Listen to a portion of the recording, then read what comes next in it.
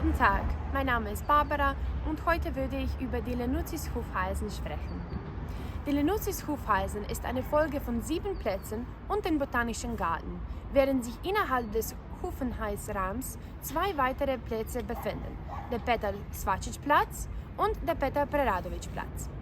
Gartenbaulich angelegte Plätze werden Hufeisen genannt, weil sie die Form des Buchstabens U haben, wobei die Süd-, Ost- und Westseite das Zentrum der Unterstadt von Zagreb umgeben ist.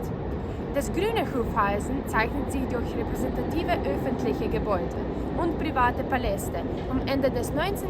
und Anfang des 20. Jahrhunderts aus und stellt das bedeutendste städtebauliche Projekt in der Geschichte der kroatischen Architektur und Stadtplanung dar. Es wurde nach dem wichtigsten Zagreber Stadtbauer des späten 19. und frühen 20. Jahrhunderts benannt, Milan Lenuzzi, dem die Idee des Hufeisens zugeschrieben wird. Zum grünen Hufeisen gehören Zrinjevac-Platz, also Nikola Šubić-Zrinski-Platz, Strossmayer-Platz, König Tomislav-Platz, Ante Starčević-Platz, König Petar Svačić-Platz, Botanischer Garten, Marulić-Platz, Mažuranić-Platz und der Platz der Republik Kroatien. In diesem Video werden wir durch 3 dieser Plätze gehen und ihre schöne Architektur bewundern. Zuerst besuchen wir hier Zrinjevac-Platz. Also Zrinjevac oder Nikola Šubić-Zrinski-Platz ist Zagrebs Platz und Park, der 1892 erbaut wurde. Der Park ist auf allen Seiten von Platanen begrenzt, außer am nördlichen Rand, wo Ahorn und Linde bepflanzt sind. Der gesamte Park ist umgeben von architektonischen Errungenschaften der Neorenaissance, Neoromantik und der Klassizismus.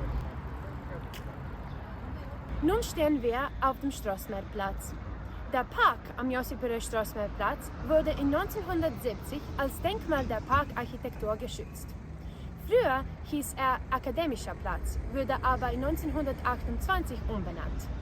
Betont wird dieser Raum durch das monumentale Denkmal von Josip Broz Strossmayer, das von Ivan Meštrović geschaffen wurde.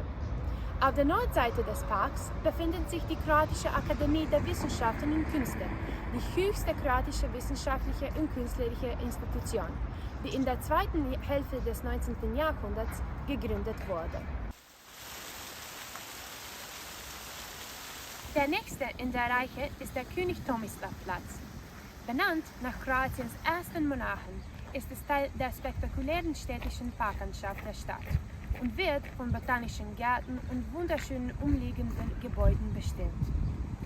Die Südflanke des Platzes wird vom Hauptbahnhof überdeckt, einem eleganten neoklassizistischen Gebäude aus dem 19. Jahrhundert, das Zagreb über die Eisenbahn mit Wien und Budapest verbindet.